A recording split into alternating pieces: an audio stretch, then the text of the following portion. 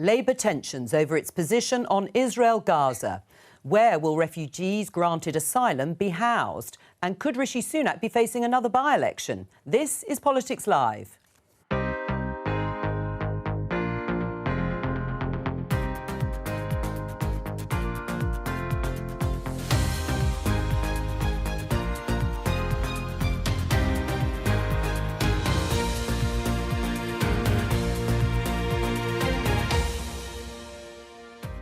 Joining me, Conservative MP Tom Hunt, Labour MP Lloyd Russell-Moyle, Politico's UK editor Jack Blanchard and the Financial Times' Whitehall editor Lucy Fisher. On today's programme. The electricity keeps cutting out and we're completely dependent on the fuel, which I understand is no longer coming in. Calls for a pause to fighting on both sides to ease the humanitarian situation in Gaza. You go with this one? As 2 more Israeli hostages are released. My mom is telling the horrific stories. She's saying that many people, a swarm of people, came through the fence. Here, Keir Starmer comes under pressure over his stance on the conflict. It's right for Keir to listen to those concerns and to reaffirm the Labour Party position. The question has to be, if not those hotels, then where? The government says it's moving asylum seekers out of hotels, but could many, having been granted asylum, soon be moving back in? How it started. I will unite our country, not with words, but with action. How it's going. In the aftermath of 2 by-election defeats, Rishi Sunak marks a year as Prime Minister. He'll face Keir Starmer at Prime Minister's Questions at noon. We'll bring you that live.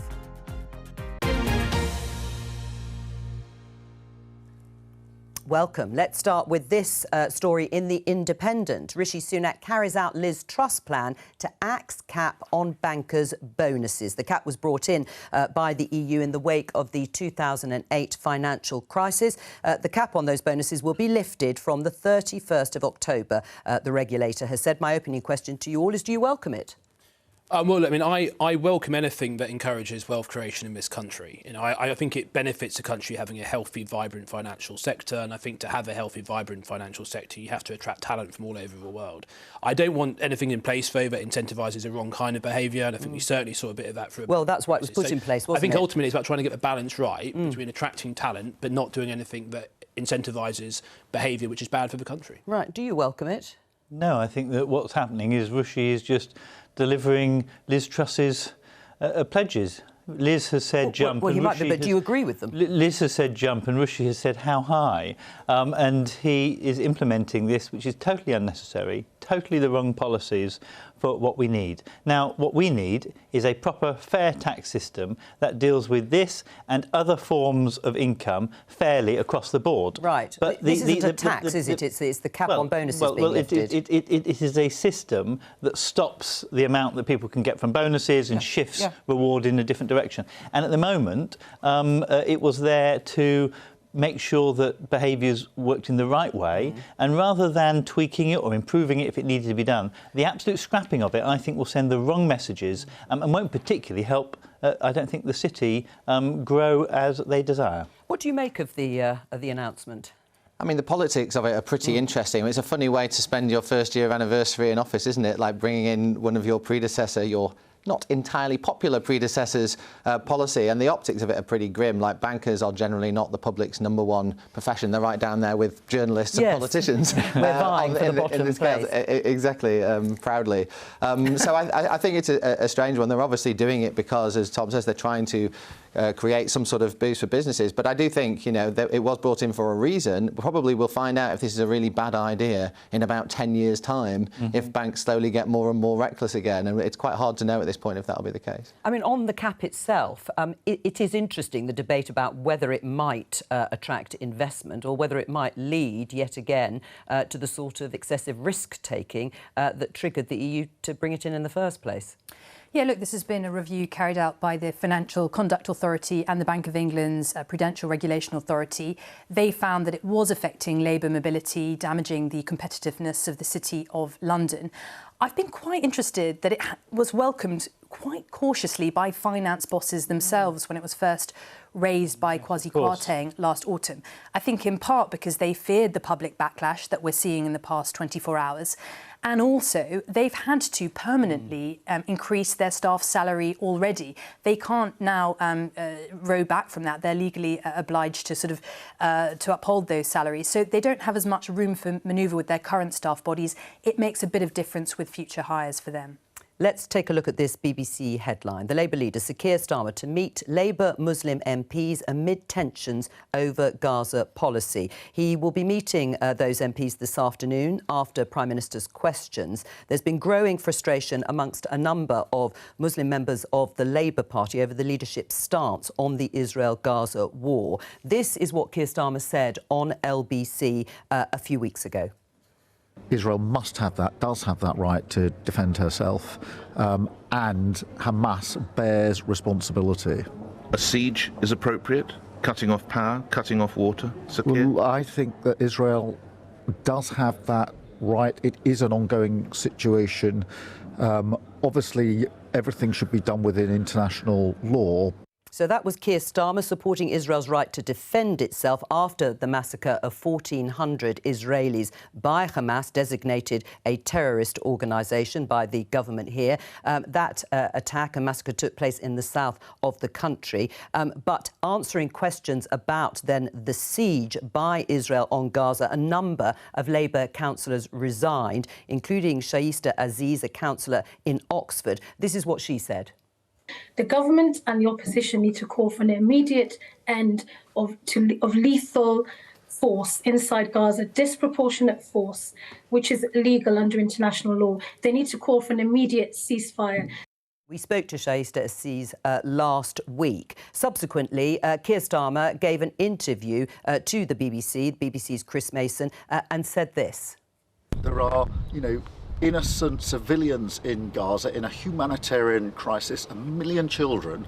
That aid urgently needs to get in. So I was saying, yes, they have the right to self-defence. That right they do have, but not the right to withhold that humanitarian aid that needs to get in. It is now absolutely urgent, and that's why I've been calling for this for over a week. So I'm very pleased to be able to clarify precisely what I was saying in that LBC clip. Has he actually clarified what he was saying in that clip, Lloyd? Well, I think he has. The clip was phrased poorly, I think, and I think everyone acknowledges that it's got into a bit of a muddle. I think Keir's quite right to meet Muslim MPs. I think he should meet Jewish MPs as well, which he's not yet done, and I hope that that meeting will happen quickly as well. People who are concerned about this will need to be speaking to their leader and feeding into it. But I do think it is clear now that we must have sympathy for people in Israel. We must totally condemn Hamas. We must ask for the hostages to be released. But that does not mean you give a blanket ticket to Israel to do whatever it wants. And I know from personal experience, I had friends who were murdered by the terrorist in Norway when he went and started killing Labour members there. And my initial reaction was a knee-jerk reaction. I wanted hell and brimstone on that person and anyone linked to him. But it is our responsibility when someone is hurting to say we have full sympathy for you, but we also understand that when you are hurting, you aren't always the best person to work out what the limits of your response are. And the international law is designed to say to someone, we understand you're hurting, we understand justice must happen, but you cannot overstep that mark. You cannot cause collective punishment. You cannot cut off supplies to an area that you're occupying and you already surround. You cannot do those things because international law has been developed to balance those things, even though we understand you are dreadfully hurting. And I think probably the UN Secretary-General is putting that in the right kind of position, saying we need a ceasefire, but we need a ceasefire that also says we need the hostages released. And you can call for both at the same time. Well, let's just briefly unpick some of what you said, because we'll talk about the ceasefire. I know you've signed the early day motion. I think it is calling for a ceasefire. You want to hear that from the Labour leader. So far, neither Keir Starmer nor Rishi Sunak are doing that. But to go back to the limits of international law, if Israel has a right to defend itself, how far does that go in terms of its actions in Gaza when it comes to, it would say, rooting out the Hamas and the terrorists, as the government describes them, the terrorists that committed that massacre? Does that include cutting off water and electricity supplies? No, it doesn't include And have you heard that clearly enough from Keir Starmer? I think we are starting to hear that now, but it could have come earlier. I think that what we need to be clear about is that those humanitarian supplies, not only more broadly in a conflict, need to be let through, but if you are an occupying country or a territory that is occupied, you have the rights for things that under normal circumstances, you wouldn't always have the right to be delivered to you from someone else. And that is different in international law. Do you agree with Lloyd? I mean, I think Israel have an absolute right to defend itself, and I think it's easy for people to say. I mean, of course, you know, I'm desperately sad to see the suffering we're seeing on all sides. I went to the kibbutz, in one of the kibbutz where one of the massacres happened 4 years ago. I went there. I had lunch there, you know, and I only realised I went to that specific one a few days ago. But we want the killing to stop. We want peace to be returned. But I'm not entirely sure just saying ceasefire is going to achieve that, because Hamas will still be there. And Hamas are a terrorist organisation who are hell-bent on the destruction of Israel and killing Jews. So it's easy to say ceasefire, but what does that actually mean in practice? Because we'll just go back to a situation where we're waiting until the next time, and the next time, and the next time. No, and Hamas decide to do exactly the same thing again. And so that does mean Israel has a right to cut off water and fuel supplies, then? I mean, I think they've got a right to take the steps they believe are necessary to defend Israel. And I. But do they have the right to break international law? Of course, all steps should be taken to minimise the suffering of innocent civilians. But that's made very difficult when Hamas used innocent civilians as human shields. But does that then... I mean, the question is, if someone is using an innocent civilian as a human shield, just like if someone, a hostage down the road suddenly is taken and they've got a gun to their head, does that give the right for the police trying to break that hostage situation up to shoot the innocent civilian? No. What that means is that you need more caution. You need more ability to make sure we understand this is a complex situation. And of course, when people say ceasefire, I don't mean that suddenly there should be no further action from Israel at all. What we mean is blanket bombings and mass movements of people can't be part of the framework in which they are taking action. But we all want, and I think we should redouble, action against Hamas. But I think Joe Biden put it well. He said, when America was hurt after 9/11, we didn't get it right because we reacted with our gut rather than with our head. And I think that's the messages that, as allies, we need to be sending to our friends. How difficult is this for Keir Starmer? I think it's turning into a really big problem, and we're seeing that today. Angela Rayner's being fielded to meet with Muslim MPs and peers who have escalating concerns. And I think actually particularly in the past 24 hours with Antonio Guterres, the UN Secretary General, coming out and saying that Israel has committed clear violations of international law, also saying that Hamas's October the 7th attacks didn't happen in a vacuum. I think that will give more cover to Labour MPs, Labour front benches perhaps, who feel very strongly that the party is not in the right place on this issue, perhaps to speak up publicly. And I think Keir Starmer's got a real problem on his hands keeping the party unified. How big a problem do you think it is for Keir Starmer? I mean, it was always going to go this way. You know, from the very start, Keir Starmer made a decision that he was going to stand right shoulder to shoulder with Israel, right shoulder to shoulder with Rishi Sunak, essentially, on this. He read the runes, basically, and decided politically that was exactly the right place for him to be. And he will have known that Israel was going to react very strongly, and he will have known that when they did, he was going to come under a lot of pressure, particularly from within his own party, and that was always going to play out this way, and it is. I think his judgment is, politically, he would rather be in this place than be being accused of not being an ally of Israel in this situation. And he would rather have this sort of pressure than the alternative. It does seem a little bit like he's tying himself in knots over the issue, to be quite frank.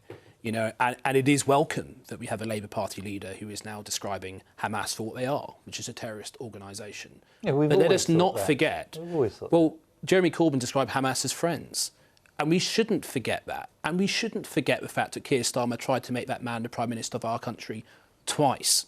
We shouldn't forget that. It is relevant. It is relevant for us to talk about that. It is relevant for us to reflect upon that. And it's for exactly that sort of reason. I was going to say, is that the reason that Keir Starmer has taken the position? Has made the judgment that he has. And as I say, I think he would rather be facing this sort of pressure. But I do think it's going to increase as the days go on, and especially if Israel, the ground invasion then happens, we're going to see more terrible scenes, whether you think that's the right thing to do or not. It is a changing situation. You are seeing hostages being released. You are seeing, kind of sometimes hospitals being denied fuel. Some of that wasn't clear at the beginning. It is right that a leader reflects the current changing situation. It is right that we reflect the international mood and we work as an international community and we take leadership from the UN General Secretary. So I think that I would never expect our leader to take one position and never to have nuance and change. I would have preferred to have got to the place where we were a bit quicker, but I always want to get to places quicker on all policy issues. Right, well, let me just show you this tweet by Keir Starmer, perhaps as the position is evolving. I was grateful to hear from the Muslim community of the South Wales Islamic Centre. I repeated our calls for all hostages, Israeli hostages, to be released by Hamas, more humanitarian aid to enter Gaza, for the water and power to be switched back on, and a renewed focus on the two-state solution. But yesterday, a response was issued on behalf of the centre that we've just described by the Muslim Council of Wales, apologising for the hurt and confusion that the decision to host the visit had caused many in the Muslim community. It said our intention was to raise the concerns of the Muslim community around the suffering of Palestinians. There was a robust and frank conversation which reflected the sentiments Muslim communities are feeling at this time. We wish to stress Keir Starmer's social media post and images gravely misrepresented our congregants and nature of the visit. What do you make of that statement? Is he misrepresenting Muslims? Well, I wasn't at that visit. What I do know is that Palestine, more broadly, is a touchstone issue for British Muslims, more so than other issues around, kind of the Uyghur Muslims or the kind of people in Burma. And things.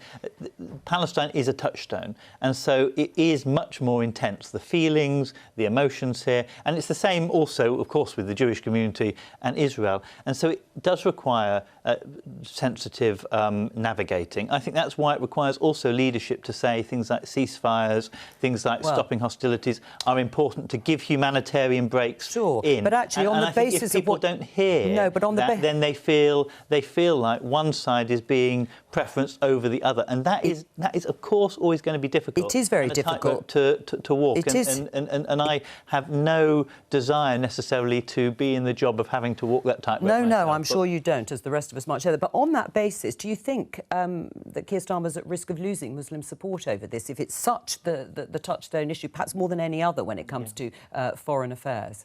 Yes, I do, and I think that that's what he's being told loud and clear from some of his MPs that represent seats with significant British Muslim populations.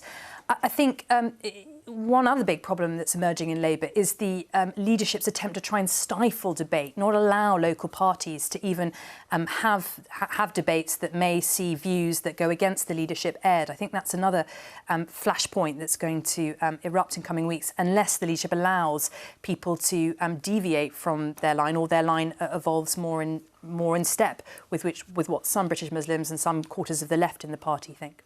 Could it cost them electorally? I mean, it might do. I mean, there are parts of the country where Labour do definitely rely on votes from this community to hold their seats, so it's not impossible.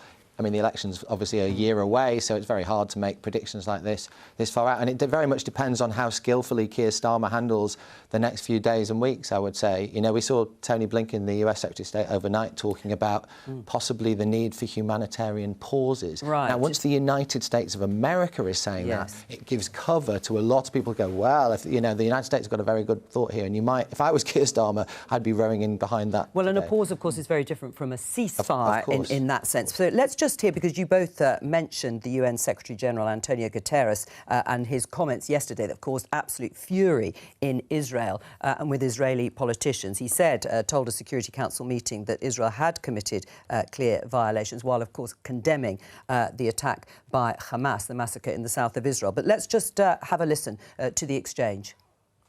It is important to also recognise the attacks by Hamas did not happen in a vacuum. The Palestinian people have been subjected to 56 years of suffocating occupation. And the SG is blaming the victim, you are blaming Israel?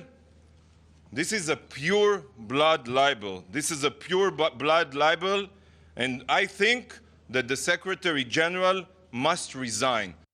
So that was the Israeli ambassador to the UN, Gilad Erdan, responding, calling for Antonio Guterres to resign. What did you make of Antonio Guterres' comments that the massacre hadn't happened in a vacuum and linking it or put in context of 56 years of suffocating occupation?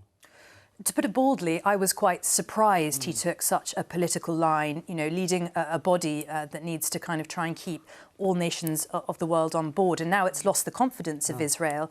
To my mind, it's sort of obvious that would happen when he aired those views. What do you make? Do you think he should resign? I mean, I was pretty shocked by what he had to say. I think it's absolutely right that he shows concern for the people of Palestine and the people of Israel. But I think what he said, you know, it was almost coming up with some kind of soft justification for what was the most shocking, sickening attack on Jewish people since the Second World War. And I do have concerns about the UN. I do find it interesting how all of the things they don't seem to get themselves organised. They seem to fail to get themselves organised to condemn all sorts of different things. Whenever it comes to Israel, the UN are absolutely, they seem to be there to condemn him. And I think what he said, and if I sympathise with what the Israelis have been saying in response to that. Right. I mean, does it look as if he's taken a side here, Antonio Guterres? No, I think it is the role sometimes of international institutions to try and put things in context, and that is very difficult when people are hurting and there's been an immediate... And a massacre of 1,400 Israelis is being put in context here, is it? No. The ongoing conflict between Israel and Palestine, and let's be honest, there is an ongoing conflict, and anyone that suggests that it's not an ongoing conflict... But he said it wasn't right to say that it had happened in a vacuum. But clearly, what's happened is Hamas have tortured and brutalised Palestinians and Israelis. They need to have the most condemnation needs to, of course, be focused against them. They are outstep of all international laws, but at the same time, good negotiation. And I think Colm, the leader of the SDLP, put this well on the first day that we came back.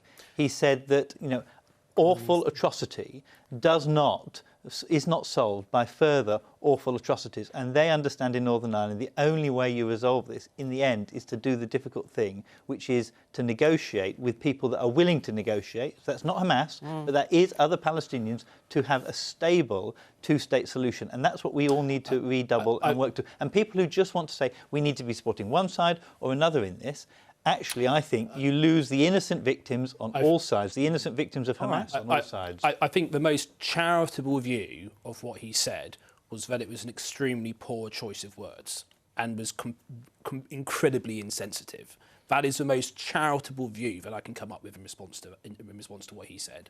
And if I was Jewish, or if I was living in Israel, particularly if I was a relative of one of the victims, or I would be incredibly hurt by what he said. And I understand their strength of feeling. But aren't the people in Palestine and their friends and relatives incredibly hurt? But that's a point. Incredibly hurt by when people say, we accept that Israel can do what they want. The problem is hurt is on all sides. And hurt can't be the way that we negotiate peace. I'm absolutely... Hurt has to be something we recognise and we support. Can I be clear? I'm absolutely not saying the UN should be taking sides when it comes to Israel-Palestine, but we should all take a side when it comes to Hamas. And that needs to be unequivocal and clear. I totally agree. And he's now blurred that. Let's talk about the announcement yesterday by Robert Jenrick, the Immigration Minister, and this is about closing hotels that have been housing asylum seekers. He said that 50 hotels will be closed to asylum seekers by January, and the government will not stop there. However, it's emerged that issue or problem might be passed on to local authorities, the problem of finding housing, suitable housing for either asylum seekers or those who have gained refugee status. Let's talk to our political reporter, Jack Fenwick. What have local authorities told you, Jack? Jo, I've been speaking to local authorities after that announcement you mentioned by the Immigration Minister, Robert Jenrick.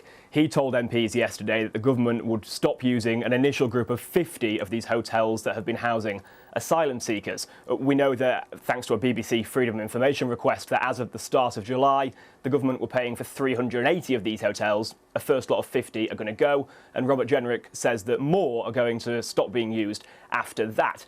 Now, it's important to understand this interview as to why that announcement happened yesterday. It's because this thing called the legacy backlog, that's asylum claims made before the 28th of June last year, has been coming down. It was at around 92,500 in December, and it's now at around 55,500. And that's because claims for people seeking asylum are being processed much more quickly. That's where this interview that I've done with the Local Government Association comes in.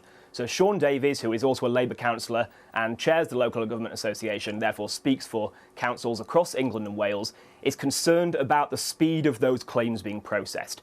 He says that many of those people will be accepted. The Refugee Council says that at least 70% of asylum claims tend to be accepted in this country. And that because of the time frame people are then given to exit Home Office accommodation and find somewhere to live themselves, Sean Davies says that lots of people will be presenting to their councils as homeless.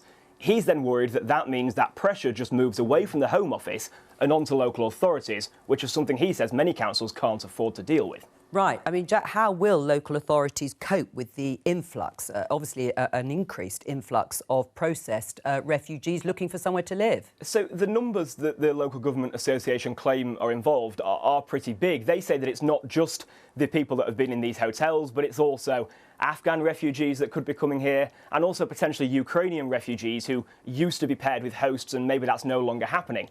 He says that they're expecting there could be up to 60,000 people seeking help of this sort from local authorities around the country between now and the end of the year. He says that there's not enough temporary accommodation across the country to cope with that number of people. And it's important to note at this point that Robert Jenrick, the Immigration Minister, has been doing the morning round of interviews on TV and radio this morning, and he was asked about this. Now, he said that the government are standing up other temporary accommodation forms beyond the hotels so that local authorities won't face all the pressure. He mentioned barracks and barges. Now, we don't know whether that's the Bibi Stockholm barge and barracks like the one at Scampton in Lincolnshire, or whether the government are going to stand up other accommodation like that as well. But what Sean Davies says is that he's worried that the very hotels that the government is about to stand down may have to be wound back up by local authorities struggling to find anywhere else to put these people. We can have a look now what he said to me. The deep irony is that it might be that the same hotels that the Home Office are looking to close down for their purposes are the very same hotels that local authorities will have to stand up and fund for temporary accommodations. One part of the system might boast that they're doing relatively well, but actually they're shunting the issue and the cost to local taxpayers. So all of that leads to the question, what does Sean Davies, what do the Local Government Association want to happen? Well, firstly, he's annoyed that the government hadn't been talking to him before yesterday's announcement. He's annoyed that he's still not aware of the list of 50 hotels that will be part of that first group. And finally, he wants more funding from central government to local government to help them deal with this pressure. Jack Fenwick, thank you. I mean, Tom, the BBC's reported that a Novotel in your constituency in Ipswich will be among the first to stop housing migrants. But what do you make of the fact that local authorities, including yours, will probably need to use hotels to house asylum seekers that have been granted refugee status? So I had a further email today from the Home Office about that decision. And I think by the end of next month, that hotel will cease to be used for asylum accommodation. And might it be reopened? They also made clear in the email that none of what's happening should put an additional pressure on the local council, and that all of those in the hotel will be moved elsewhere on the asylum estate across the country. So just not in your constituency, but in other constituencies? Some of that would be in ex-military. Well, we haven't got any big ex-military sites, in So you've had a clarification, have you, from the government that there won't be any extra pressure or extra refugees coming to your constituency? Yes. So they said they do not envision there being any significant extra pressure on the local authority. They said that they'll be transferred elsewhere on the asylum estate, and some of that would be in ex-military sites being brought back into use, and also barges. And of course, let's not forget, if the Rwanda scheme gets approved by the Supreme Court, some would be eligible to go there. Well, what do you make of that? Or do you think Tom is crossing his fingers insofar as thinking there's not going to be extra pressure on local authorities and perhaps no extra funding? There might be a bit. Well, if the government succeeded in finally speeding up the processing of asylum claims, which has been an ongoing disaster at the Home Office for years, then it's perfectly reasonable that a lot of people might end up presenting home and saying it might not be in Tom's constituency, but they'll be somewhere.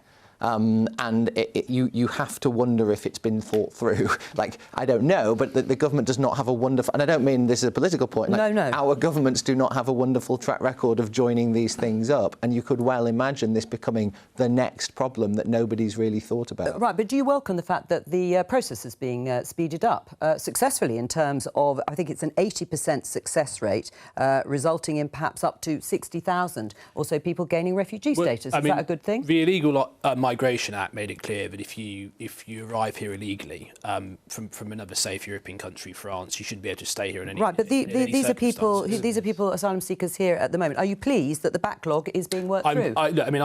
We've got to sort out the backlog, but frankly, but that doesn't involve just green lighting and rubber stamping every application. But ultimately, though, I do think there's a point about how you look at the percentage that have been granted refugee status in the UK. It's actually significantly higher than many other comparable European countries. There's also a point about refugee convention as well, and whether some of those international conventions need to be looked at. But ultimately, what we need to do is stop the small boats, and you can only do that with a deterrent. There's no example of any country effectively tackling this issue without a deterrent. Well, I understand, but just on the issue here, now we've had this announcement, Lloyd, is 70 or up to 80% a good rate? Is it rubber stamping or green light to people gaining refugee status? Well, I think it shows that most people who do come over are genuine refugees. Which it did before, but at a much slower rate. I think what let's be honest, a year and a half ago, there were 200 hotels, just slightly over, being used.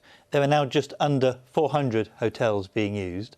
So getting rid of 50 of them overall still means a year and a half ago... I think it's 100 by next spring, we had less, and we'll be back to just the baseline of what we had. Now, what we need to do is increase the processing. That's why Labour's going to have 1,000 new processors, because these hotels cost £8 million a day for people to be housed in. And if that money was spent actually in local authorities like yours, for example. Local authorities. And giving local authorities flexibility, because once someone's been given an asylum status, refugee status, actually, I want them to be integrated into the community, and I want people to... And so actually the Home Office giving money to local authorities to be able to support that process is what should happen, rather than warehousing people, because it's actually in the warehousing that you get community cohesion problems. It's in the warehousing that you don't allow people to contribute well to society. And that is a problem when you know 80% of them are genuine. So it's real progress, the absolute critical thing is we get a workable deterrent.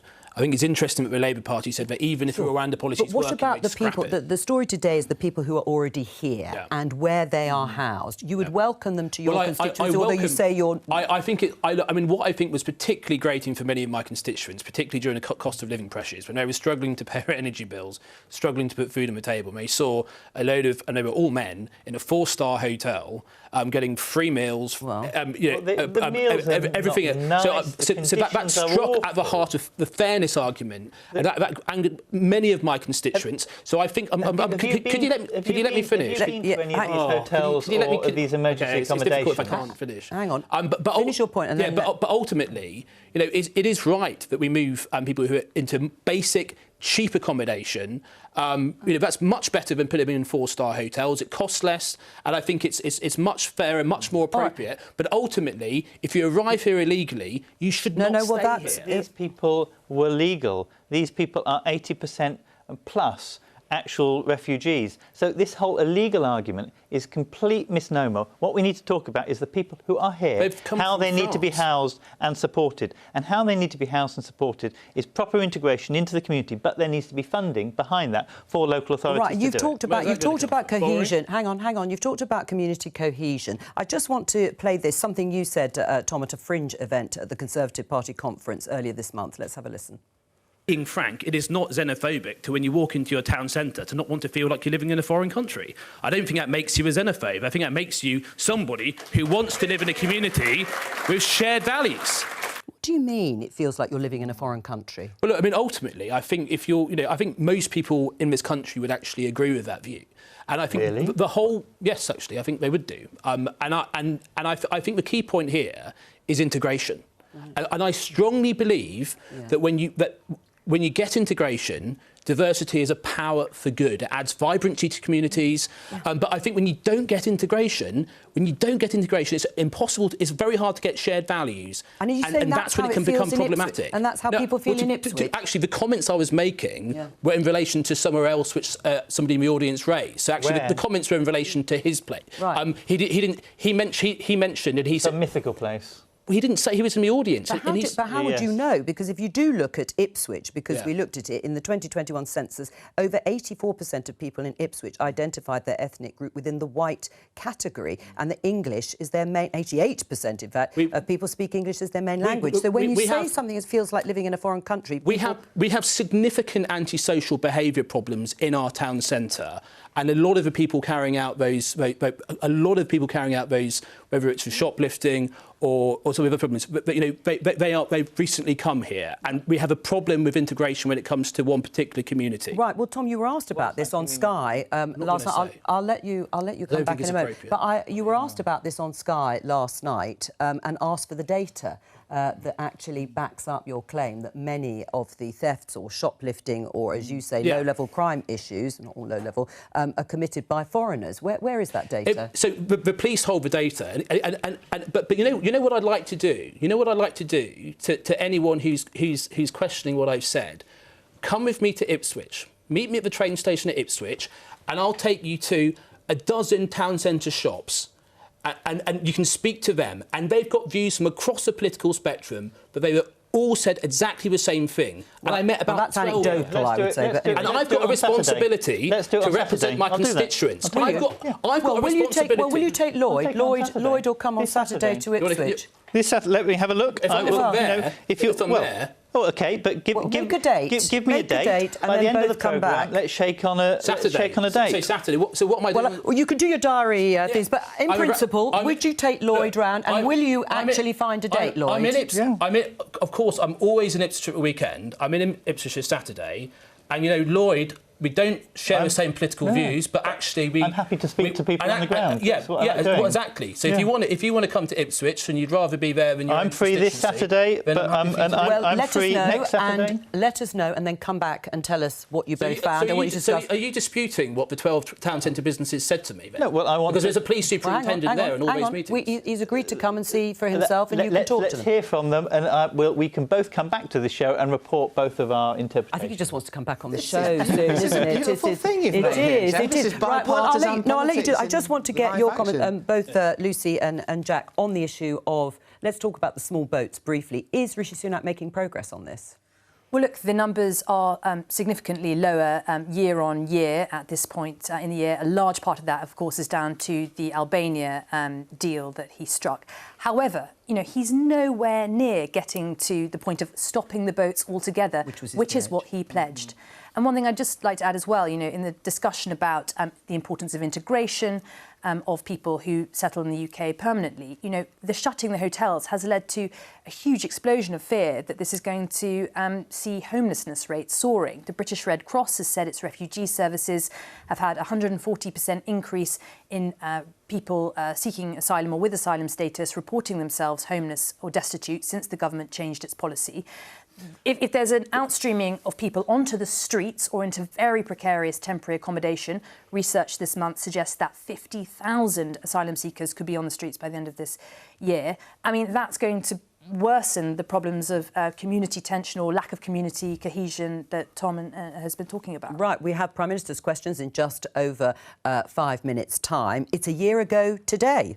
Those observant amongst you might have noticed that Rishi Sunak walked up, Downing Street and delivered his first words as Prime Minister. He said his government would be led by integrity, professionalism and accountability. Let's take a listen. I've just been to Buckingham Palace and accepted His Majesty the King's invitation to form a government in his name. This government will have integrity, professionalism and accountability at every level. Trust is earned, and I will earn yours. Jack, has he earned that trust? I mean, the poll ratings would suggest not. I would say he started OK. I mean, if you think back to where we were when he came in, my goodness, this country was all over the show, wasn't it? And he certainly did a reasonable job of normalising things, sort of back to the sort of we're all right at things but not that good sort of level that we tend to puddle along at in the government in this country. And he had some early wins. The Windsor Framework deal was a biggie, and he got that through his party, and people didn't think that was possible. Illegal migration bill as well, he would see that as a big win. And since then, it's not gone so well, I would say. And he started to the poll gap with Keir Starmer started to fall away again. Each of those by-elections is like a body blow, like he's like that knight in the Monty Python sketch. Another limb gets chopped off, but he's still going to win the election, honestly. I'm glad you've reminded me of that. Each time you lose another one, you think, oh, and it's getting closer now. And there's a sort of sense that he hasn't really managed to stamp his authority on the party or on government, and a lot of people don't really know still what Rishi Sunak is all about beyond not being Liz Truss and not being completely bonkers. Right, well, actually, this graph that we're about to show you of the leaders' approval ratings underlines pretty well everything that Jack Blanchard has said. You can see when he first came in as leader and as Prime Minister, his approval ratings were significantly higher, but you can see the gap has widened in exactly the way Jack has said. You see Keir Starmer on plus 11% with his approval rating and Rishi Sunak down 14%. Would you agree with the analysis there, Tom, by Jack Blanchard? Look, I mean, I think if we look at the last year, if we look at some of the things like inflation heading in the right direction, something massively prioritised by a Prime Minister. I think on the Windsor Framework, I think he demonstrated great statecraft. And I think actually recently his leadership on the issue in Ukraine and also in Israel as well, his recent visits to the Middle East, I thought was, him as a statesman. So, but a lot of this stuff's going to take time, and I think a lot of people. Well, has he got the time? Well, I think a lot of people in the. I think some sections of the media, I think, are underestimating the ability for things to change. I think things. Look at illegal migration, for example. Imagine we've looked at it. Well, imagine the dial being shifted on that. Imagine a positive Supreme Court case, flights going to Rwanda, and actually, I think we're quite close on something like illegal migration to actually really delivering in a big way. We've made some progress in terms of the numbers. And you think that could turn around that minus approval rating? For 2019 Conservative voters, immigration's the number one issue. All right. I mean, Lloyd, when you look back a year ago and Liz Truss was Prime Minister, would you say it's been a vast improvement or not? Well, I think, as I said earlier on, Rishi seems to have a nicer gleam about him, kind of better optics for the public, but he is fundamentally pursuing a lot of Liz Truss's policies on the bankers' bonuses, for example. Anything else? He's not really on immigration and on the boats. All of these are old policies, and they're not working. They don't work, and they never have worked. And I think the public now want someone stable and secure. And if you look at that line for Keir Starmer, it is I mean, of course, it goes up and down a little bit, but it's consistently positive. Well. It's consistently not necessarily that the public have a great fanfare, but the public are fed up, I think, with fanfare politicians, and they want someone that they know that will steer this country in a stable direction. And Rishi, I'm afraid, is steering the country downwards. We have all right. Well, let me get Lucy. Yeah. We have none of his 6 targets have been met, and they are not going to be met by the end of the period. Well, we don't know, of course, do we? But it's by the end of the year in terms of halving the direction of travel makes it almost impossible. Looking at those net approval ratings, yes, you can see Keir Starmer on plus 11 or positive rating of 11%. Does that show clearly the popularity of Keir Starmer, or is it more about the unpopularity from that particular poll of Rishi Sunak? Well, that's the big debate in Westminster. Are Labour just benefiting from the hangover of the turmoil of the Johnson and Truss era and how long it's taken Rishi Sunak to try and turn that around? Or, is he someone who can inspire the public? His ratings are far below the likes of Tony Blair at this stage in the electoral cycle before he won a landslide.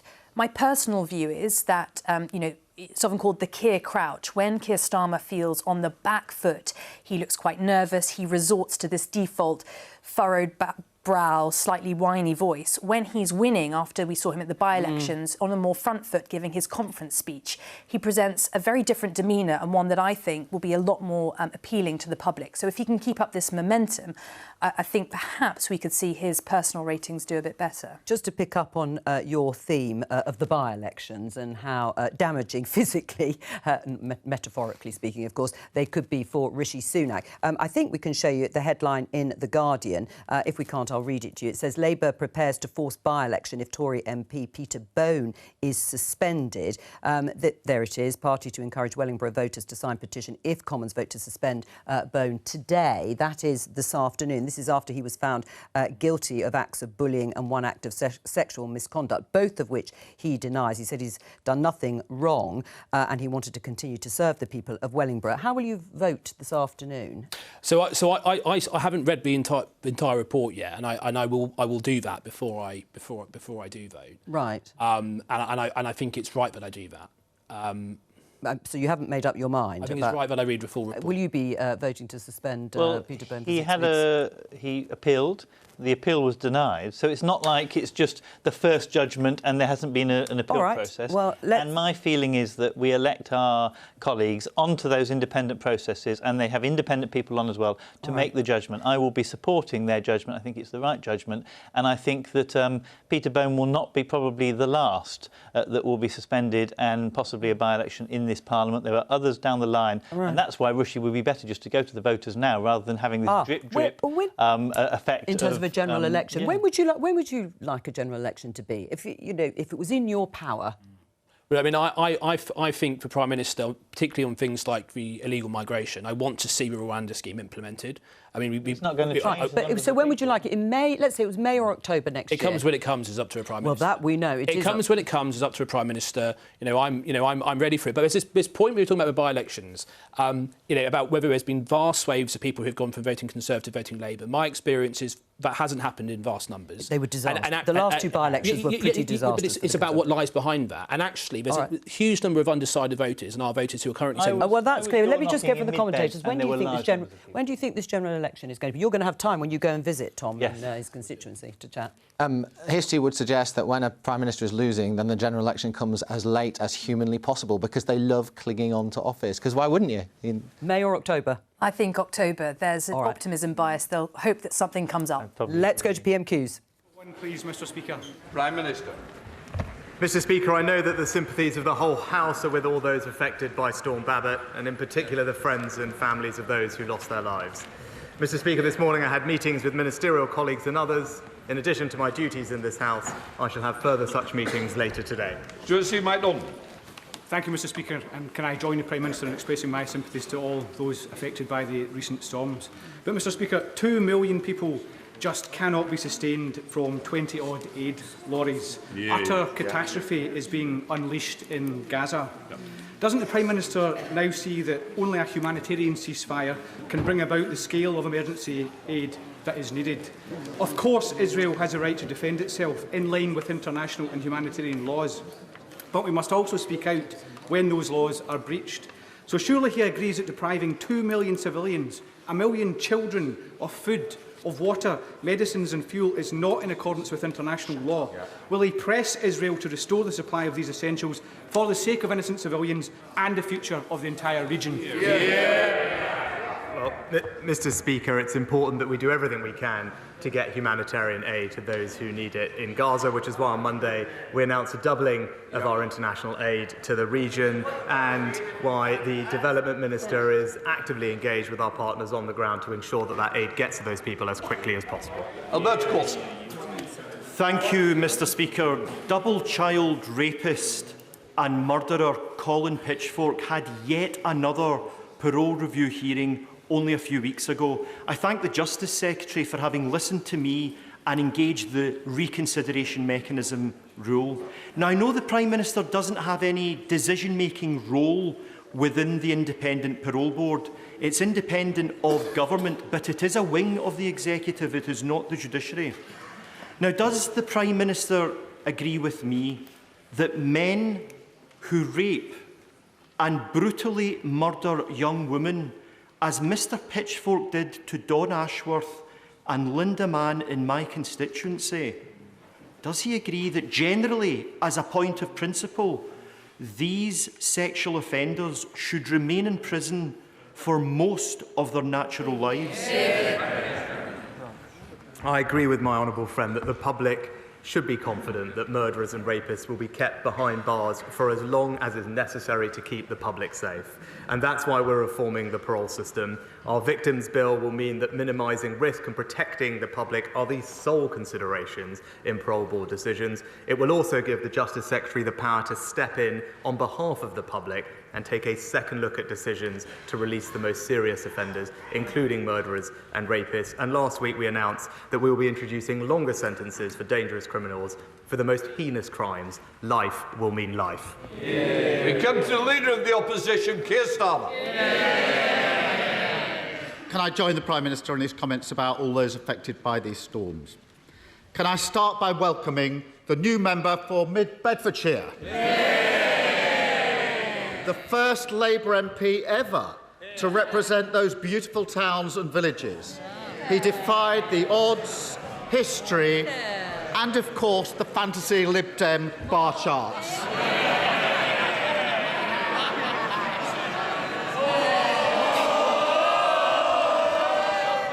Can I also welcome the new member for Tamworth? She will be a powerful representative for her constituents. Is the Prime Minister as relieved as I am that those constituents are not burdened with his defeated candidate who told them, don't worry, Mr Speaker, I'm going to sanitise this, to F off if they're struggling with the cost of living? Well, Mr Speaker, I'm proud of what this government is doing to support the most vulnerable over the past year. But, Mr Speaker, can I in fact join him in welcoming the new members to their places? After all, I suspect the new member for Mid-Beds may actually support me a little bit more than the last one.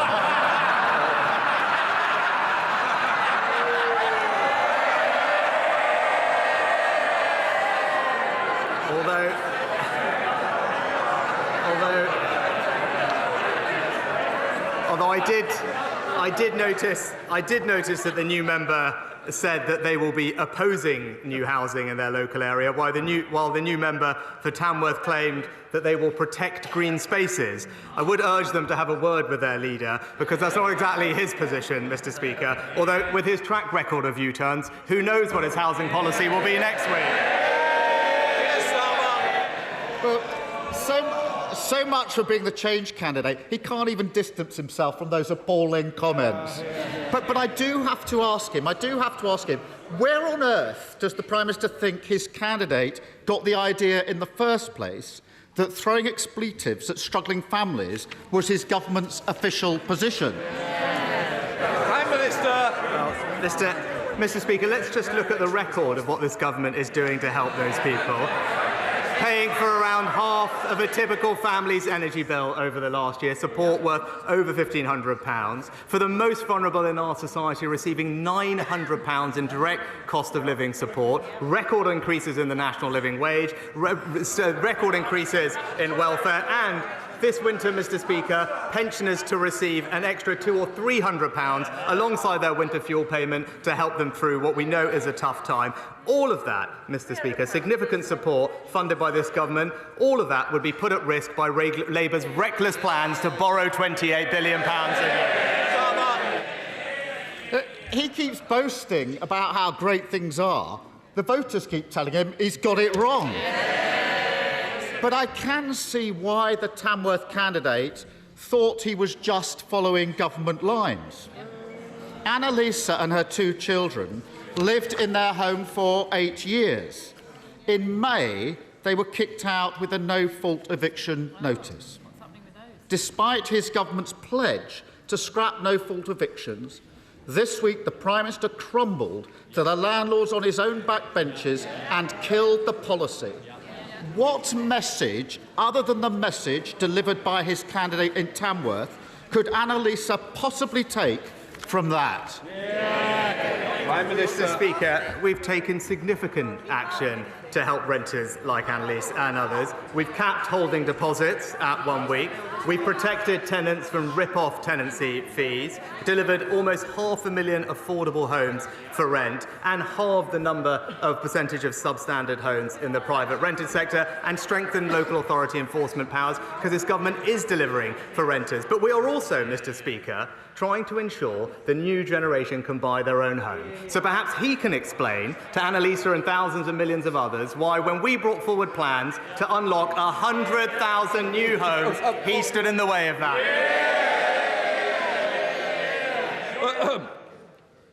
Just to say, it's Prime Minister's questions, not opposition questions. Keir Starmer.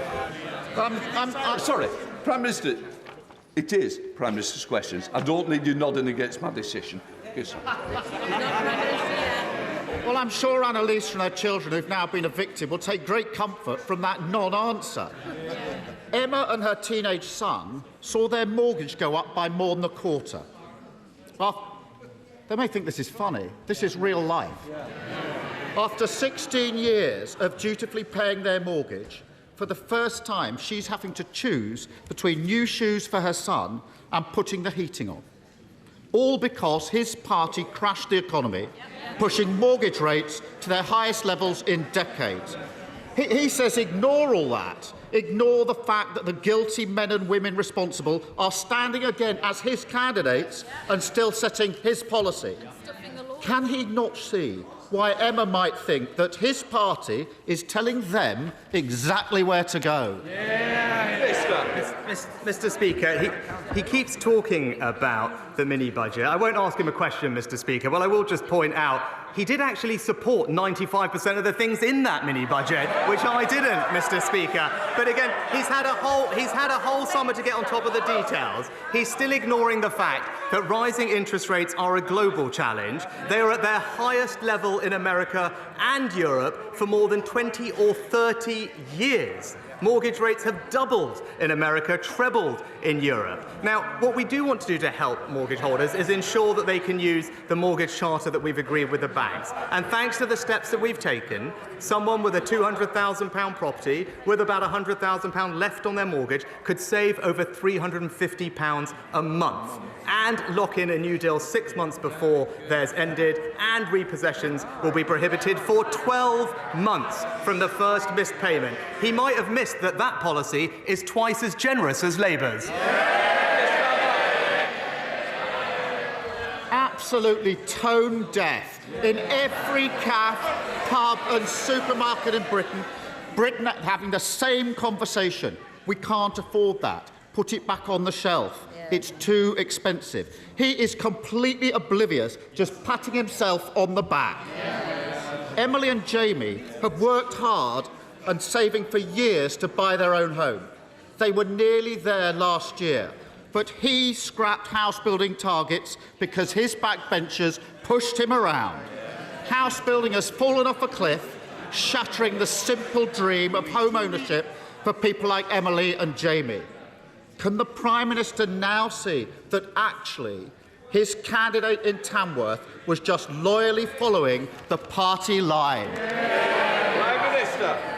Mr. Speaker, I think these prepared lines really aren't working for him anymore. He literally asked a question. He literally asked me a question about the support that we're providing for mortgage holders. I gave him the answer to that question, and then he read from his script to say that we hadn't answered the question. We're providing significant help for all these people. He's moved on to housing targets, but here's the record. 2.5 million additional homes. Housing starts double what we inherited from the Labour Party. Housing supply up 10%, on track to deliver 1 million new homes, and a record number of first-time buyers, Mr. Speaker. But again, he brings up his candidates in Tamworth and Mid-Beds. As we open this session, he's now saying he wants to build homes. Well, both of those candidates want to say that they want to block new homes in their constituency.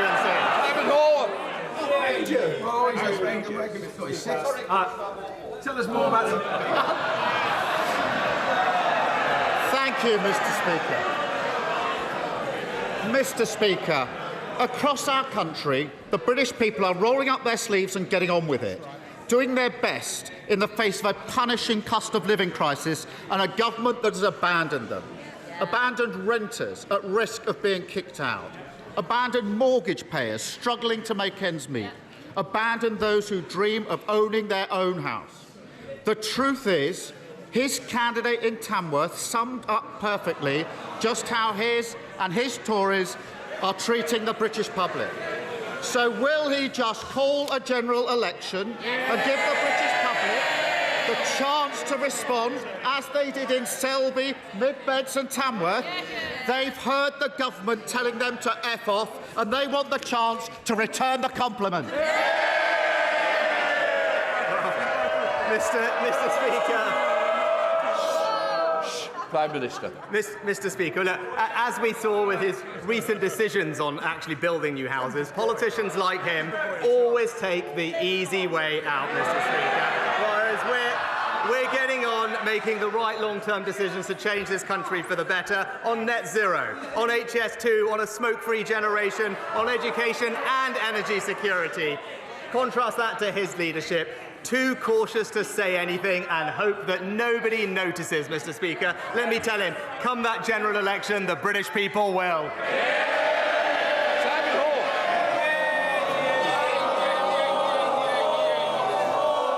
I said "oh," not more. Oh. It's the first time I've been confused with the Leader of the Opposition, Mr. Speaker. There's been many rumours about you. Time, most of the time. And it will be soon. And all of them true, Mr. Speaker. Like me, my right honourable friend has the honour and privilege of representing a rural constituency.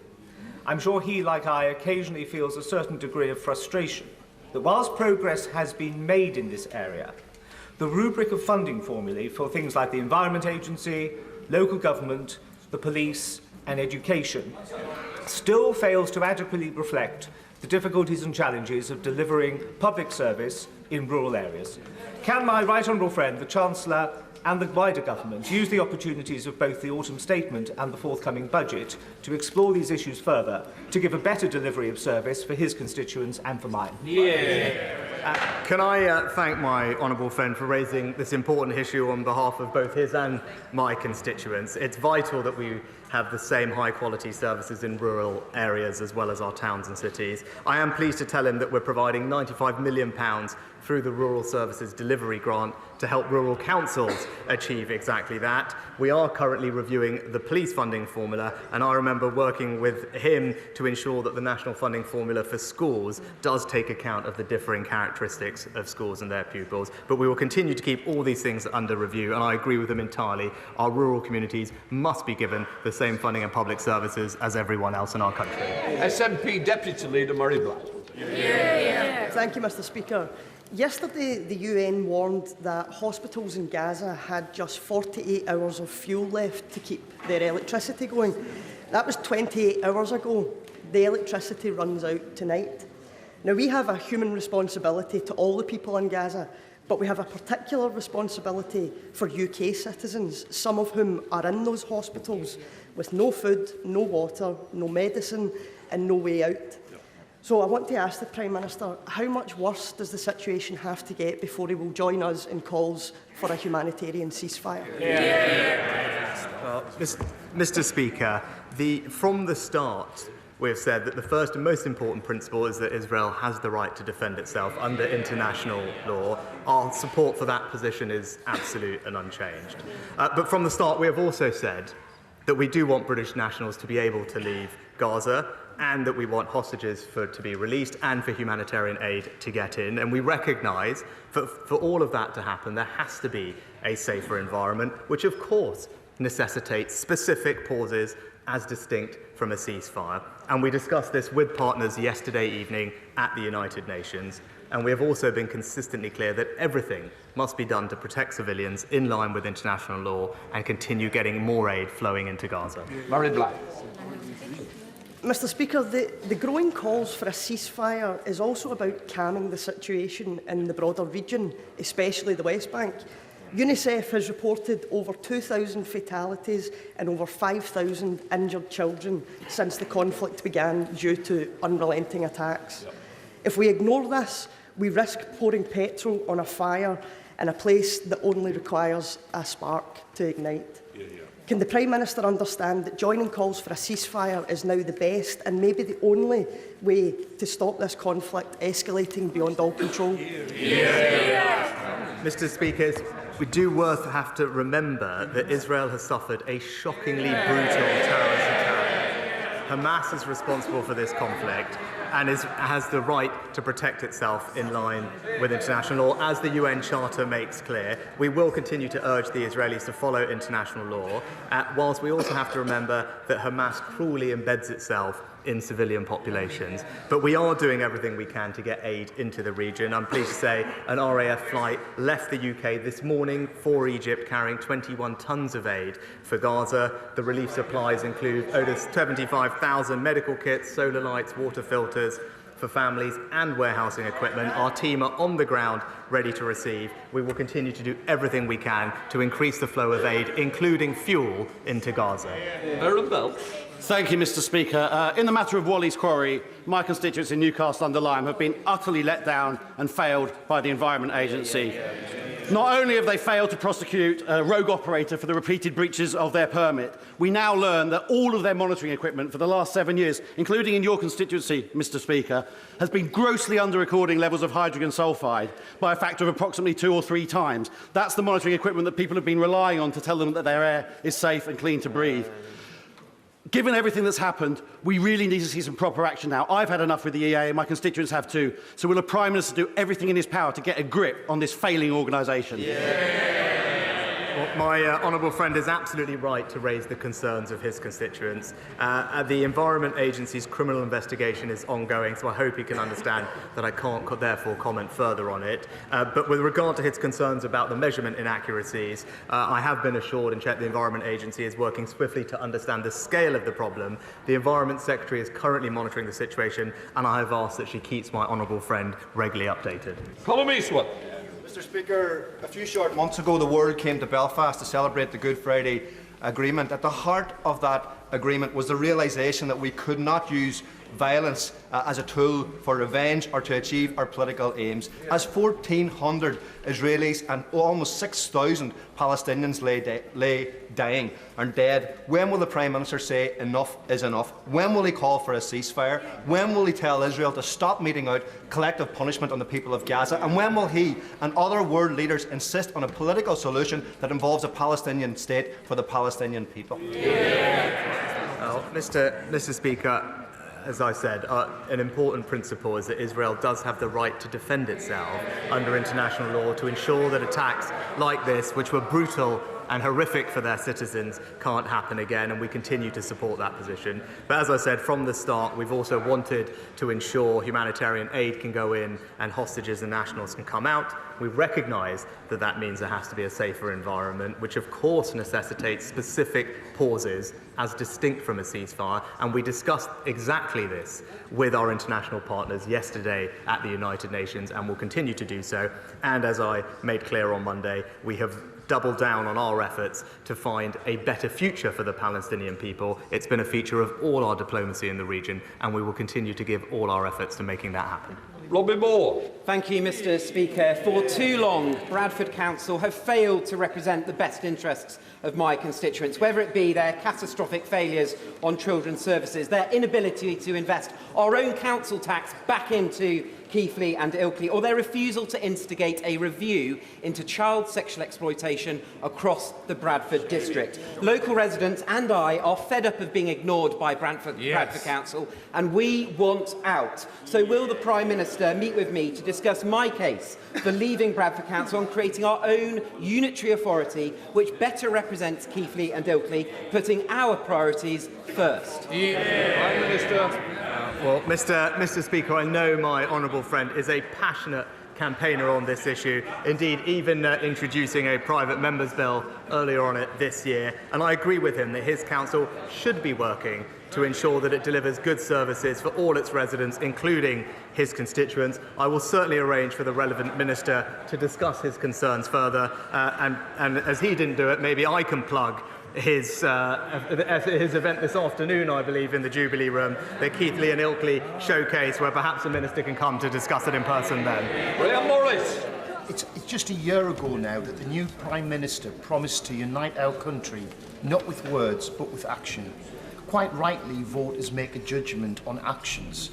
But in my constituency, as in many others, the Prime Minister hasn't delivered on his promises. Arbroath House in Easington Colliery is a GP practice without the funding to deliver basic community health services. Communities like Shotton, South Hetton, Hassel and Horden lack the police officers to tackle crime and antisocial behaviour. We see sewage being dumped on our coastline at Seaham and Blackhall without prosecution of the privatised water companies. We see investment for levelling up blocked for Horden. When will the Prime Minister call a general election and let Labour rise to the task of rebuilding Britain? Prime Minister. Mr. Speaker, the honourable gentleman raised crime. I'm pleased to say that crime is now down by over 50% since Labour were last in office, and that includes significant reductions in antisocial behaviour, which he mentioned. And indeed, earlier this year, not only did we meet our pledge to deliver 20,000 more police officers, a record number on our streets, our antisocial behaviour plan is already making a difference, delivering immediate justice and clamping down on that type of activity. Okay, now. Thank you, Mr. Speaker. I rightly support the government's plans to build more homes and ease housing shortages. However, I have significant concerns about the impacts of developments on our ageing drainage systems and the potential risks that this poses for flooding, as we're seeing in places like the Hazel Walls development in Uttoxeter. What steps will the government take to ensure that as more houses are built, existing infrastructure is also upgraded and maintained by local authorities to ensure it's not overwhelmed with additional use and less permeable surfaces?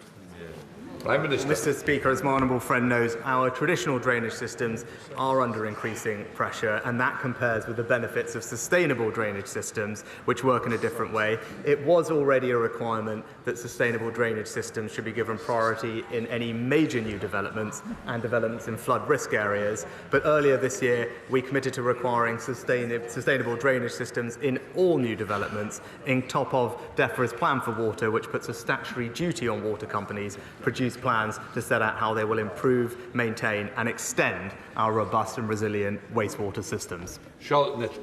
Thank you, Mr. Speaker.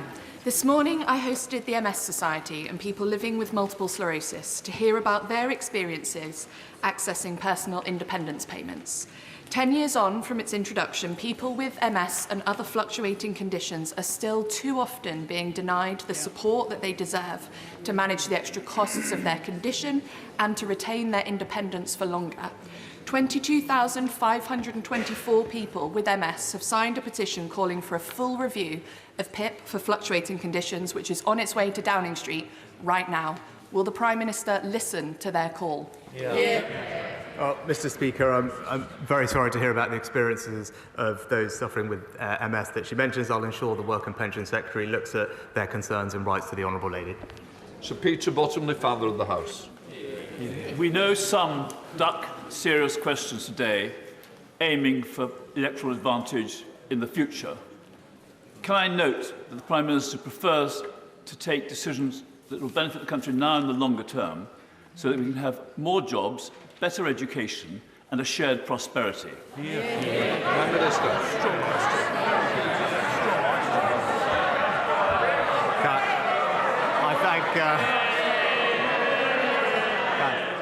I thank my honourable friend for his kind words. Mr. Speaker, while the final report of the infected blood inquiry has been postponed until March, Sir Brian Langstaff, the independent chair, has already published his recommendations on compensation for victims of that scandal. Can the Prime Minister explain why his government insists on postponing its response until after publication of the final report, kicking it into the long grass and delaying justice once again for my constituents Justine, Rachel and Paul, whose fathers died as a result of that scandal, as well as thousands of others across these aisles? Prime Minister. Mr. Speaker, as I've said previously from the dispatch box, what happened was an appalling tragedy, and my heart goes out to all of those affected and their families. I've given extensive evidence to the inquiry, so my position on this matter is on the record, but I would say there is extensive work that has been going on in government for a long time, coordinated by the Minister for the Cabinet Office, as well as interim payments of £100,000 being made to those who are affected. Simon Baines. Thank you, Mr. Speaker. The Prime Minister has been a great champion of transport projects on the Welsh borders, including the electrification of the main line in North Wales, the reopening of Corwin Station and the Gabowen to Oswestry line, and also substantial levelling up fund investment in the Llangollen and Montgomery canals. Would the Prime Minister now deliver on the long-awaited Pan-Llanymynech bypass and also prioritise the dualling of the A5, A483 in Clwyd South and North Shropshire? Well, Mr. Speaker, we are making significant improvements to our cross-border rail services across the Union. Thanks to our decision on HS2, we can now provide an unprecedented £1 billion of investment to fund the electrification of the North Wales main line that will ensure reliable, punctual journeys between North Wales and multiple cities across west of England. We also are continuing to develop the Llanymynech bypass scheme in our next round of the road investment plans, and this section of the A5 in England will be considered by National Highways as part of the Midlands to Gloucestershire to Wales route strategy. Lillian Greenwood. Thank you, Mr. Speaker. It's important that the COVID inquiry has all the relevant documents. That's what the public, including thousands of bereaved families, expect and deserve. But despite being a self-described tech bro, the Prime Minister has been unable to locate and provide his WhatsApp messages to the inquiry. Does he agree that devices should be handed over to experts to retrieve this information? Mr. Speaker, both the Government and I have fully cooperated to provide tens of thousands of documents to the COVID inquiry, and I look forward to giving evidence later this year. Peter Alders. Thank you very much, Mr. Speaker. With the ongoing national crisis in NHS dentistry being raised here most weeks, can my right honourable friend advise as to when the dentistry plan produced by the Department of Health will be published?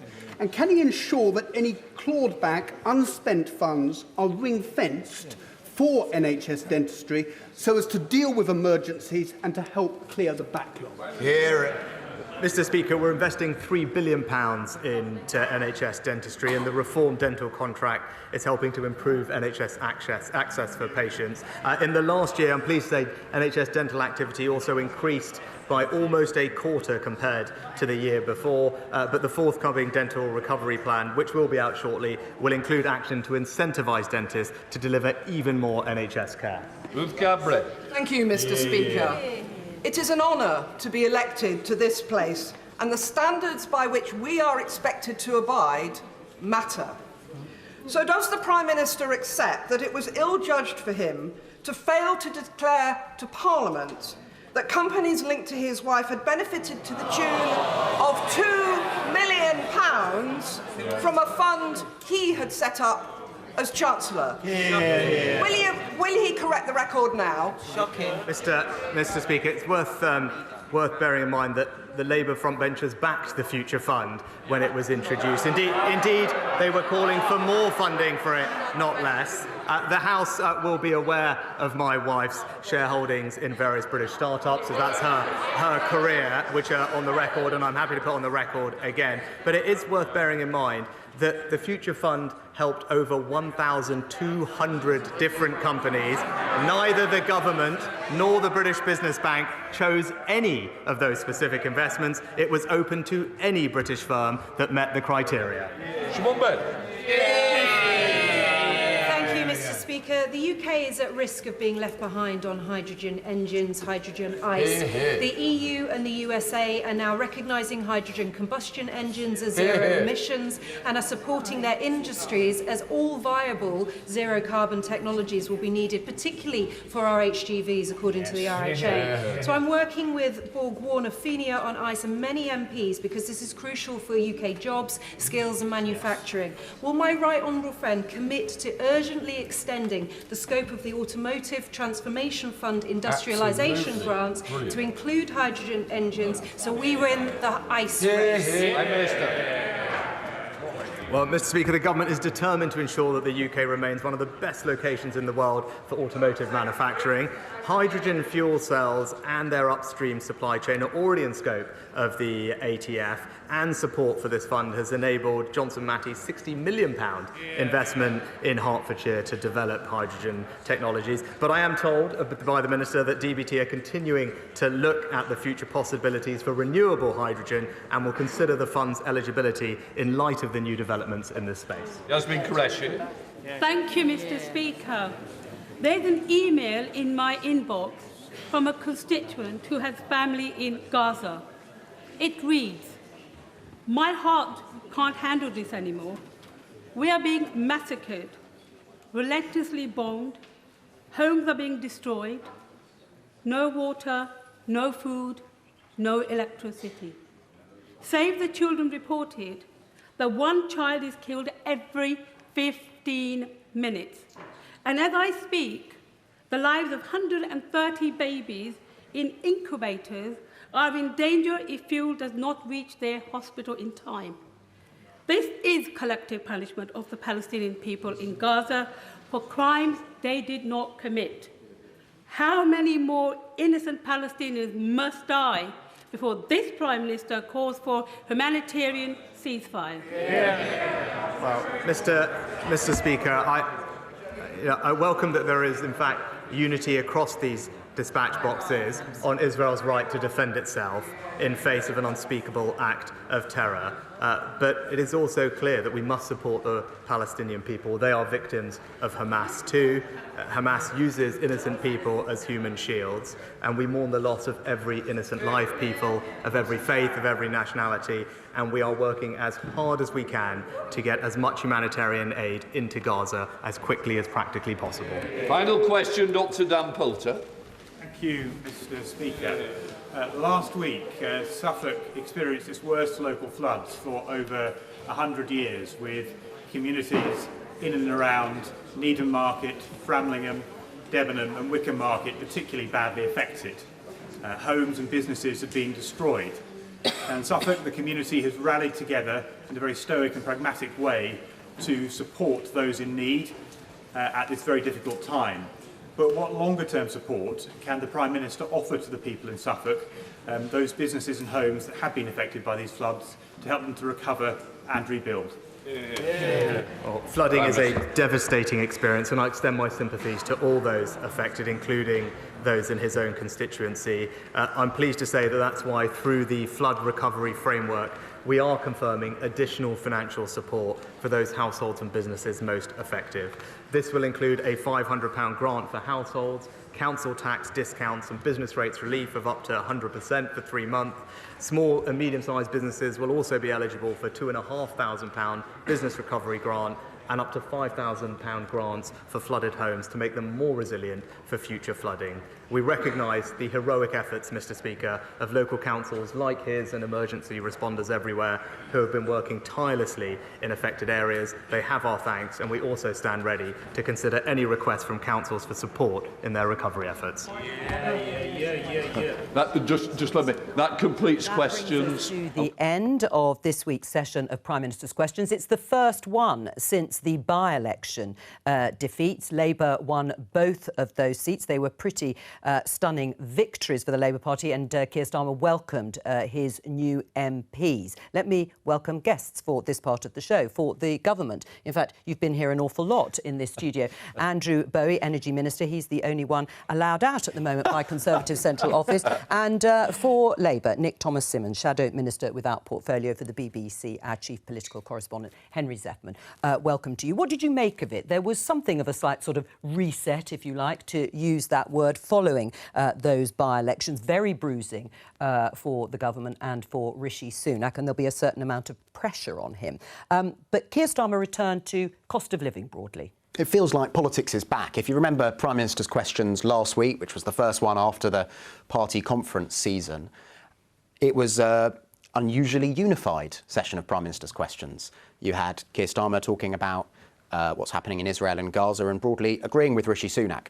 This week was much more like Prime Minister's Questions usually is. You saw them both setting out what I think really are going to be the contours of politics between now and the general election. Keir Starmer trying to make an argument that Rishi Sunak has let down all these different groups across society. At the end, he talked about how he had abandoned renters and mortgage payers and people who want to own their own homes. That's not just about housing. That basically is most of the country. And Rishi Sunak, in response, continuing the argument that we heard from him at the Conservative Party conference, that he agrees that the public deserves a change, but he thinks he is that change rather than Keir Starmer. Well, let's focus on one of those issues, and that is renters being let down by the government. And that is because the Renters Reform Bill is no longer going to have this ban on no-fault evictions in England, which had been promised in the manifesto, because it will be indefinitely delayed until after the court system, we hear, is reformed. So Keir Starmer's right. You are letting down renters. No, we remain committed to supporting tenants, and we remain committed to reforming the system. But it's when will it be? Well, as you just said, after the court system has been reformed. And how long will that take? Well, look, we are working hard to ensure that renters, tenants are much more supported, that they have much more control over their future and their living situations than is the case at the minute. We've got a very proud record when it comes to actually house building. We've delivered 2.5 million new homes since 2010. 600,000 of them are affordable. We want to go further and support renters. We've got some work to do to address some of the concerns that were raised in Parliament this week. That's absolutely clear, but we will do. It's the Labour Party that is stopping the building of 100,000 new homes. It's the Labour Party that ordered their members in the House of Lords to actually vote against changes to nutrient neutrality, which would allow us to actually build more new homes for people in this country to live in. So I understand the concerns, I really do, and it's why we are working hard to address some of the legitimate issues that were raised in the debate this week. That's what government should do. It should listen to the concerns, the debate and the arguments and work to address those. We will do that, but we are committed to supporting renters. Well, let's return to the issue more broadly, not just renters, but also mortgage payers. People who own their homes are going to find when they come off their fixed mortgages at any point this year or next that they're going to be paying far higher mortgage payments. This is a year on, of course, from when Rishi Sunak took over from Liz Truss and what's widely regarded as a disastrous mini-budget that she and Kwasi Kwarteng oversaw. Again, another group of people that are going to struggle to pay those higher payments when they come off. The package of support that we've put in place to support mortgage payers in this country has been signed up to by 95% of mortgage lenders. Is it going to meet the difference? It's actually more generous than anything that the Labour Party has ever proposed. But they're not in government. But we recognise, obviously, the cost of living situation. It was a disaster, that mini-budget. We recognise the cost of living situation. We recognise that interest rates are higher than they should be. By the way, the inflationary impact of Putin's illegal invasion of Ukraine has been felt around the world. We are taking action to address that, which is why it's the #1 priority of this Prime Minister and why we're on track actually to halve inflation. Because if we get inflation down, we can reduce interest rates, and that's good for everybody. Right, and you admit inflation is coming down. Yes, the prices are still increasing, but the rate at which they're increasing is slowing and has done so over the last few months. So progress is being made. Well, I wouldn't describe the Prime Minister as making progress over the past year. And just to take a couple of examples, just take the no-fault evictions. Now, the abolition of no-fault evictions was promised in the Conservative manifesto. It's something that would get wide support across the House of Commons, but it's yet another example, I'm afraid, of this weak Prime Minister capitulating to his own backbenchers. They should just bring it forward. Right, what about the Select Committee that actually says it would be better to wait until there has been reform of the court system? I mean, you're damned if you do, damned if you don't. Not really. They should press ahead. They've had 13 years to reform the courts system. Wow. This is vital to people now who are losing their homes in circumstances they wouldn't need to if the government actually acted. So they should press on. We are acting, but it's right that we allow the court system to be reformed to allow us to move ahead and actually implement these reforms. And it's also right that we listen to, address and act on the legitimate concerns raised by members of Parliament across the House this week so we can actually bring forward legislation that actually works and will benefit renters in this country. The promise was in your 2019 manifesto. You've had nearly 4 years to work. We've delivered a lot in the 4 years, actually, and I've already demonstrated the house building that we've undergone in this country since 2010. The fact that we've got 600,000 more affordable homes on the market right now for first-time buyers is an incredibly good thing. Yes, we need to support renters more, which is why we're bringing forward this legislation. But we're in So years... Is your serious position that the Conservatives have built enough houses in the past 13 years? No, we want to build more. You're the one stopping us doing it. No, I mean, that's absolute nonsense. It's not nonsense. It's not nonsense. You supported the government position in the House of Commons, and as soon as it got to the House of Lords and you saw a political opportunity to defeat the government, you ordered your members of the House of Lords to vote against the changes that would allow us to deliver more homes in this country. That is a fact. A practical way forward on nutrient neutrality in the House of Lords that would allow you to build more houses without actually adding to the pollution in our rivers, which, by the way, is an absolute disgrace from this government, the amount of sewage already in our rivers. The reason there is not the house building we need is, yet again, as with the no-fault evictions, the Prime Minister does not have the strength to stand up to his own backbenchers. Let me talk to you, Henry, about the Israel-Gaza situation, because during Prime Minister's questions, Labour MP Yasmin Qureshi read a letter from a family who are in Gaza at the moment, suffering, no doubt, from the Israeli airstrikes. She's calling, one of the Labour MPs, calling for a ceasefire. What do they want to see happen? What do they want to hear from both the government and the leader of the opposition? For a few days and weeks now, there's been a bit of simmering discontent, generally at the grassroots level, activist level, councillors in the Labour Party, about the Labour Party's position, which is basically the same as the government's position, namely Israel has a right to defend itself, but it should follow international law and allow as much humanitarian aid as possible into Gaza. Now, that discontent began with an interview that Keir Starmer gave a couple of weeks ago, where he appeared to suggest that he thought Israel had a right to deny fuel and water into Gaza. He now says that isn't what he meant. He thought he was answering a different question. That sort of sparked the discontent. But as you saw there from Yasmin Qureshi's question, it has both spread to Parliament, to some of the Labour backbenchers from the grassroots, but also it's on a broader question now, because she called for a ceasefire. And that is not where the Labour front bench is, because that, people I talk to on the Labour front bench say, would mean not supporting Israel's right to defend itself, because the way in which they are trying to degrade Hamas is through airstrikes on Gaza. Would you like to see a ceasefire? Look, I think we all want to see this terribly devastating scenes come to an end, but our position is that Israel has the right to defend itself. Israel has the right to degrade Hamas. Israel has the right to seek the return of the hostages. I would say, though, that it is absolutely vital that humanitarian aid gets through to Gaza. And the US Secretary of State, Antony Blinken, has spoken about a pause in order to get humanitarian aid through. We do support what the US Secretary of State is saying, because I do think we do need to get that humanitarian aid through to Gaza, where at the moment hours matter in terms of lives that can be saved. Right. Well, some of the anger and frustration that Henry was talking about, you can see this tweet from Keir Starmer. I was grateful to hear from the Muslim community of the South Wales Islamic Centre. I repeated our calls for all hostages to be released, more humanitarian aid to enter Gaza, for the water and power to be switched back on, and a renewed focus on the two-state solution, answering the questions about why he seemed to be endorsing the right of Israel to turn off water and power in its effort to practice self-defence. Now, Keir Starmer's since faced criticism from the Islamic Centre in Cardiff, which has accused him of gravely misrepresenting a meeting of the Muslim leaders there.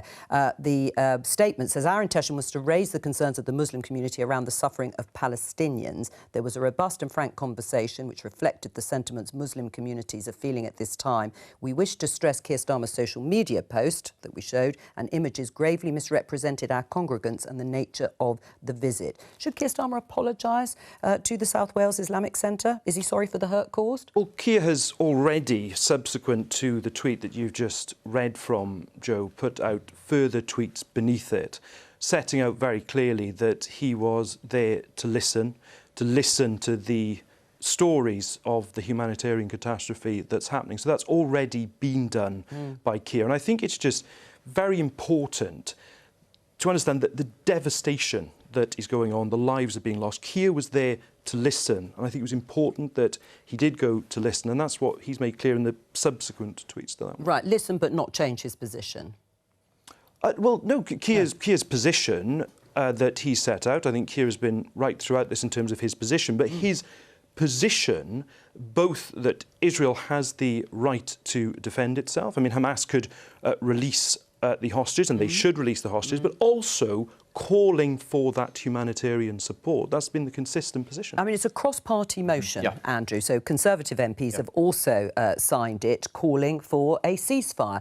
What do you say in response? What I do say is I think it's right and proper, and we welcome the fact that they're across the front benches of both the main parties in Parliament. We share the belief that Israel has the right to defend itself. We stand full square behind Israel and its right to defend itself against the type of terror attacks that we saw just a few short weeks ago. We should also recognise that Hamas, a terrorist organisation, continue to fire missiles into Israel, that hostages are still being held, amongst them British hostages. Yes, there are innocent Palestinians who are caught in the middle of this battle between the IDF and their the Israeli Defence Force and their legitimate right to strike back at Hamas, given what has happened. And that is why the Prime Minister, and we welcome the support of Keir Starmer and the Labour front bench in this, is also calling for immediate access for humanitarian aid, and why I'm very proud to have seen just in the last few hours an RAF plane take off with aid from the UK. We have UK aid individuals in Gaza ready to receive that and to distribute that, and it's why we also support the United States of America's call for a specific pause,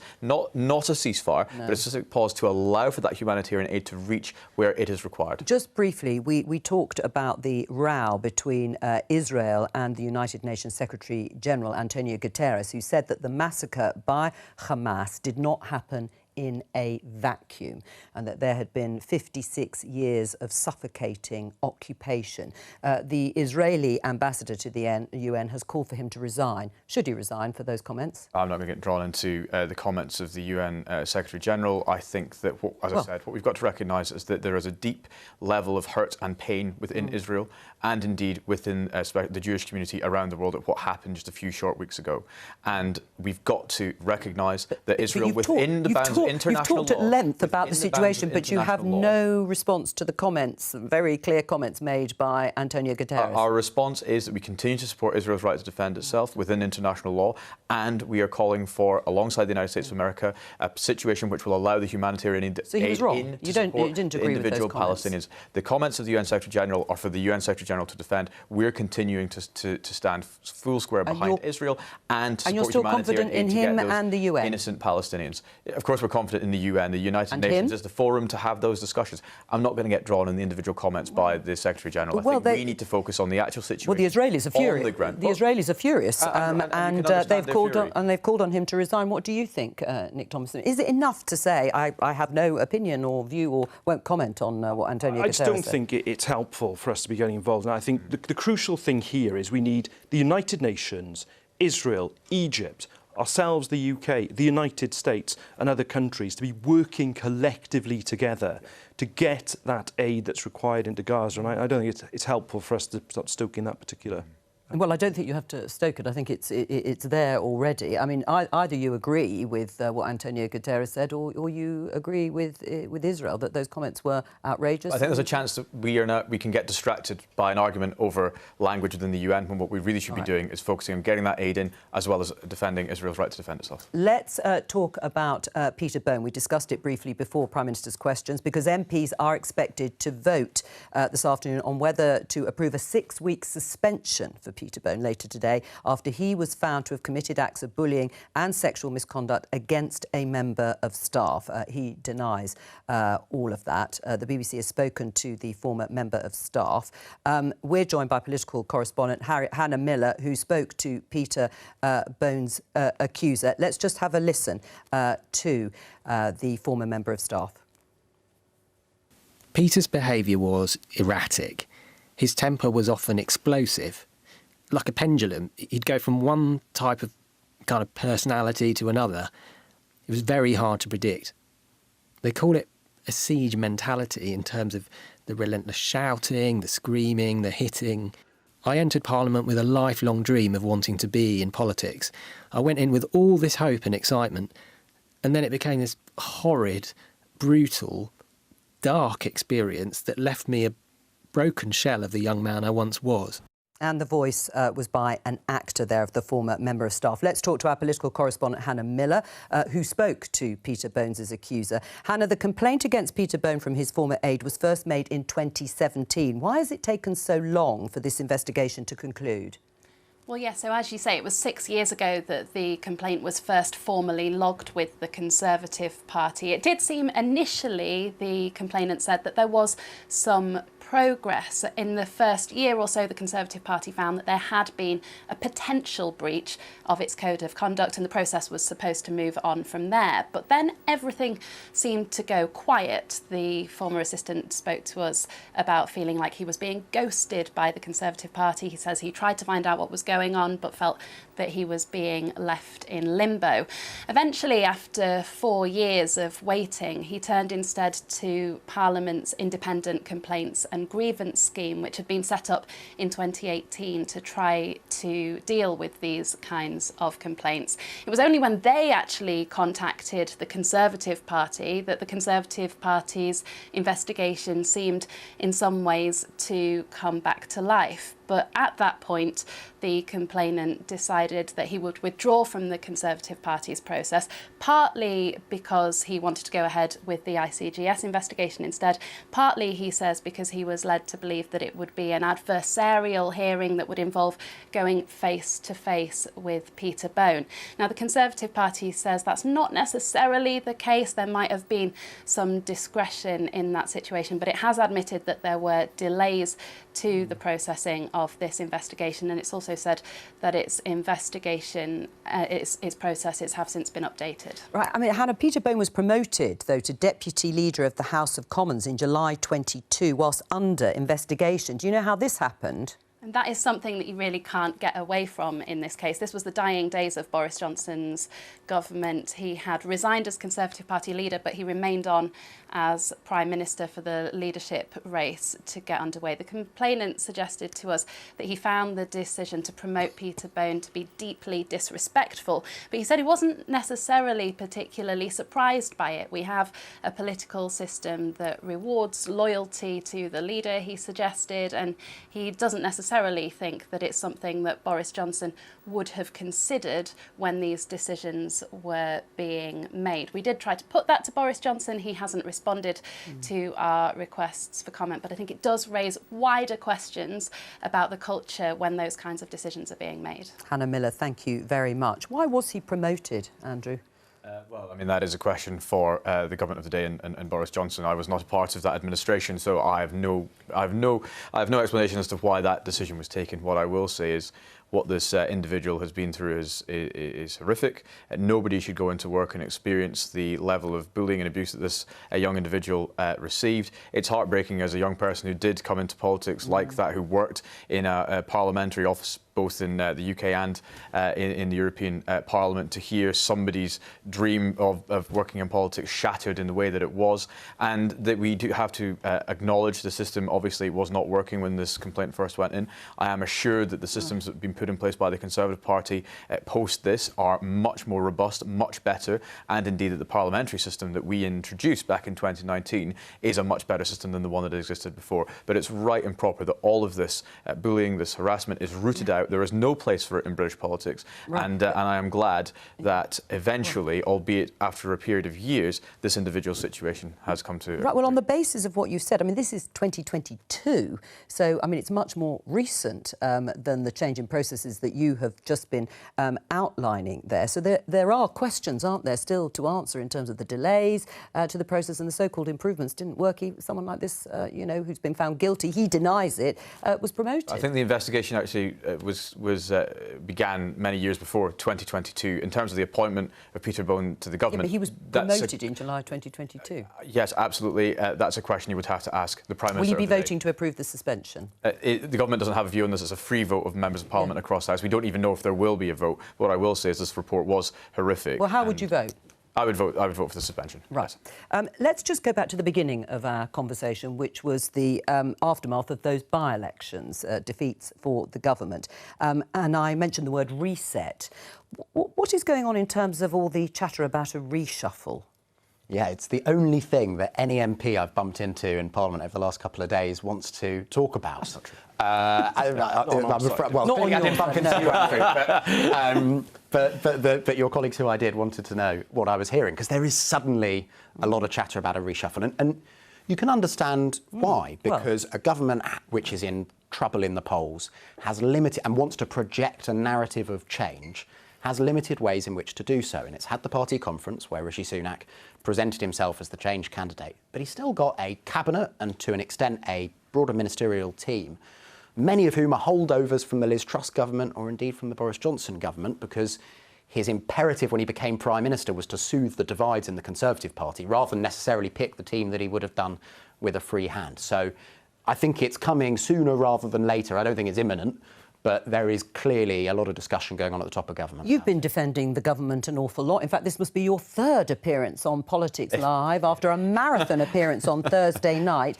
Are you looking forward to being promoted? Look, all I'm focused on is the day job, which is A, representing people of West Aberdeenshire, and B, supporting the government deliver its agenda. Yeah, but it wouldn't be completely out of the world for you to be promoted, would it? I mean, all the speculation and rumours very interesting, I know, to journalists, but I know that the vast majority of MPs are just focused on delivering for their constituents in the country.